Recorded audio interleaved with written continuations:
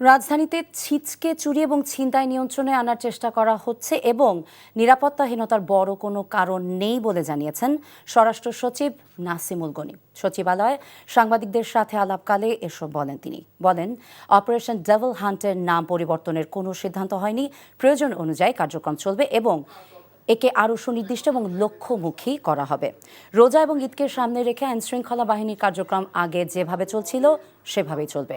Mob হঠাৎ করেই ঘটে এবং অনেকে উস্কানি দেয় মন্তব্য করে সচিব বলেন, নাগরিকদের অন্যের অধিকারকে সম্মান জানাতে হবে। বলেন, লালমাটিয়ায় সিগারেট খাওয়াকে কেন্দ্র করে 2 নারীকে হয়রানির ঘটনায় সংশ্লিষ্ট কর্মকর্তারা কাজ করছেন। সেগুলো আমরা দেখি তো।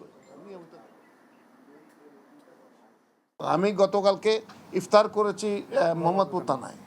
সেখানটায় গত মাসের ডিসেম্বর মাসে খুন হয়েছে 2টো, জানুয়ারি মাসে খুন হয়েছে 1টা, ফেব্রুয়ারি যে গত মাসটা গেল সে মাসে 1টা মার্ডারও হয়নি।